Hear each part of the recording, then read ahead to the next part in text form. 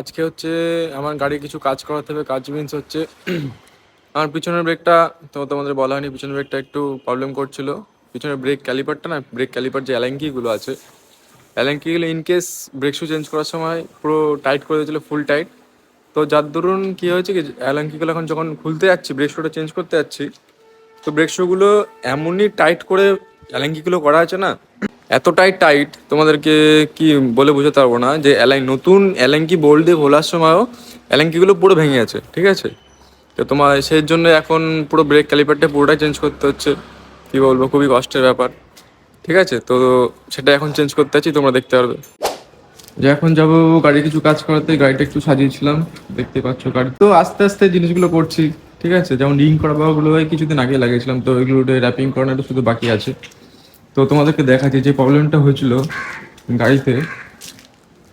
প্রবলেমটা হচ্ছে যে তোমরা দেখতেই পাচ্ছ এটা, ঠিক আছে। এটার যে এখানকার যে অ্যালাঙ্কিগুলো থাকে না, যে এখানকার অ্যালাঙ্কিগুলো, এই অ্যালাঙ্কি বোল্টগুলো এতটাই টাইট করে লাগানো হয়েছিল না, তো যার দরুন আমার ব্রেক শুটা প্রায় শেষের দিকে, দেখতে পাচ্ছ। তো ব্রেক শুটা যখন চেঞ্জ করতে যাচ্ছিলাম, তো চেঞ্জ হচ্ছে না, যার দরুন এই অ্যালাঙ্কিগুলো খুলছে না। অ্যালাঙ্কির যে বোল্টগুলো হয় না, অ্যালাঙ্কির বোল্টগুলো একদম পুরো খারাপ হয়ে যার জন্য আমি ব্রেক শু খুলতেও পারছি না। তো তার দরুন এখন কি করতে হচ্ছে, পুরো গাড়ির পিছনের রিয়ার ব্রেক ক্যালিপারটাই পুরোটা চেঞ্জ করতে হচ্ছে। তা বুঝতে পারছো এখন সেই প্রায় মাস দুয়েক ধরে এই ব্রেক শুটার জন্য ঘুরে বেড়াচ্ছি। তো আজকে ফোন করলাম, আজকে ফোন করে ওরা বললো যে অ্যাভেলেবেল হয়েছে, গাড়িটা এসে ঠিক করে নিয়ে যাও। তো যে সেটার জন্য যাচ্ছি এখন ঠিক করতে। চলো দেখা হবে একদম গ্যারেজে গিয়ে। টাটা। তো যেহেতু এখন শীতের সময় গাড়িটা একটু কোল্ড স্টার্ট না করলে হয় না, কোল্ড স্টার্ট না করলে ইঞ্জিনে একটু প্রবলেম হতে পারে। তো গাড়িটা এখন কোল্ড স্টার্ট হচ্ছে, কোল্ড স্টার্ট হওয়ার পর গাড়িটা নিয়ে বেরোবো। দেখা যাক কতদূর কী কাজ করা যায়, দেখি। আর যদি কিছু ভালো লাগে কাজগুলো করা, ভাবছিলাম গাড়ি এয়ার ফিল্টারটা চেঞ্জ করাতে হবে, এয়ার ফিল্টারটা একবার চেঞ্জ করে নেবো যদি অ্যাভেলেবেল থাকে। অরিজিনালটা লাগাবো। তো আগেরবার লাগিয়েছিলাম, অরিজিনালটা পাইনি, তো এমার্জেন্সির জন্য অন্য একটা কোম্পানি লাগিয়েছিলাম, ঠিক মনে নেই আমার কোম্পানিটা কি ছিল। তো আজকে এয়ার ফিল্টার চেঞ্জ করবো, কারণ থ্রটেল বডিটাও, থ্রটেলটা দেখছি একটু লেটে নিচ্ছে। আর আমার যে থ্রটেল বডি, ইঞ্জিনটা, সব এগুলো ক্লিন করাতে হবে। তো সেগুলো শোরুম ছাড়া তো করতে হবে না, বাইরের লোকজন এগুলো করতে পারে না, সেগুলো শোরুমে যখন সার্ভিসিং করতে হবে তখন একবার করতে। ওকে চলো। বহুদিন পর গাড়িটা ঠিক করছে, তো এক্সাইটমেন্টে গাড়ি নিয়ে চলে গেছি, কিন্তু হেলমেটটাই ভুলে চলে এসেছি। যদি চলে যেতাম, পুলিশ আমার দেখতো আর দিয়ে দিত একদম 500,000-এর ফাইন, ঠিক আছে। এক্সাইটমেন্ট এতটা যে গাড়িটা এতদিন পর ঠিক হবে। এতদিন পর কি বলবো, ব্রেক শুটা চেঞ্জ না করা অবধি গাড়িটা আমি ঠিকঠাক করে চালাতে পারছিলাম না। তো হেলমেটটাই ভুলে গেছি, হেলমেটটা এখানে রেখে চলে গেছিলাম। হেলমেট না থাকলে হয়েছিল 500 ফাইন, 500 কি 1000-এর ফাইন, 500 তো দূরের কথা। আর গাড়ি নিয়ে চলে গেছিলাম, যে আমার গাড়ি দেখতেই পাচ্ছি তখন। চলো ফুল রেডি, হেলমেট ফেলমেট পরে নিয়েছি, এখন যাওয়া যাক গ্যারেজের দিকে, কাজগুলো করে নিয়ে আসলে। চলো টাটা, বাই বাই।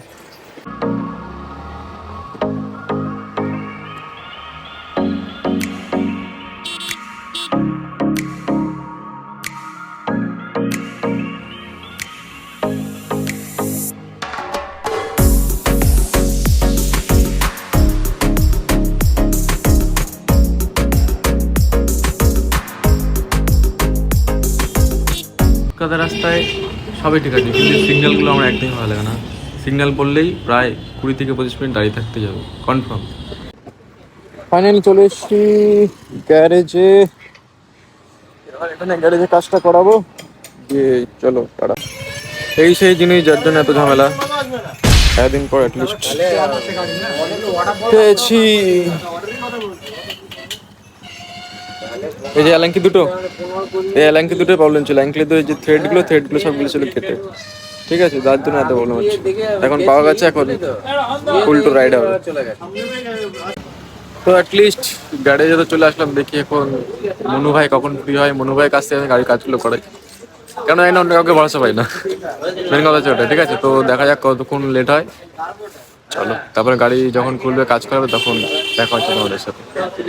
তো বিগত 1 ঘন্টা দাঁড়িয়ে ধরে এখন গাড়ির লাইনটা পেয়েছি, এখন আমার গাড়ির কাজ করা হচ্ছে। তো গাড়ির কাজটা অ্যাটলিস্ট শুরু হয়েছে, খুবই এক্সাইটেড কখন ঠিক হবে, তখন আমার গাড়িটা আগের মতন করে চালাবো। চলো দেখা যাক কতক্ষণ লাগে।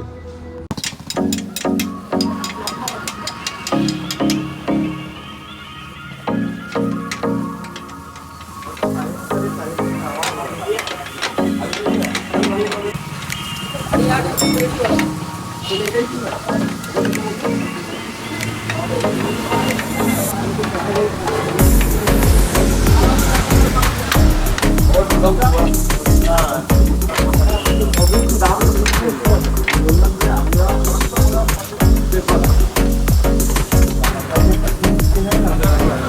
সেই জিনিস যার জন্য এতদিন ধরে এত অসুবিধা। এ দেখতে হচ্ছে একটা ল্যাঙ্কি তো খুলে আমি লাগিয়েছিলাম, তো আর একটা এটা দেখতে হচ্ছে এটা ঝালাই করেছিলাম, তো নাটটা তো খুলতেই পারিনি, যার জন্য পুরো সেট আপটাই পুরো চেঞ্জ করতে হচ্ছে আজকে।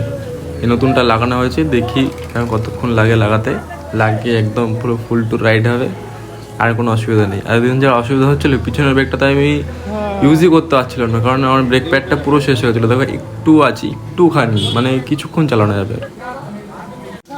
ব্রেক ক্যালিপারটা তো লাগানো হয়ে গেছে, এখন শুধু ব্রেক অয়েলের যে হাওয়াটা ঢুকে গেছে না, সেটা অয়েলটা পাম্প করে কিছুটা বের করতে হবে। বের করে দেওয়ার পর তারপর এটা একদম পুরো ফুল টু ঠিক হয়ে যাবে। তো একটা প্রবলেম করছিল, তো ব্রেক অয়েলটা বের করে দিচ্ছিলাম, তাও ভিতরে যে হাওয়াটা না, এয়ারটা থেকে যাচ্ছিলো, তার জন্য ব্রেকটা ঠিক লাগছিল না।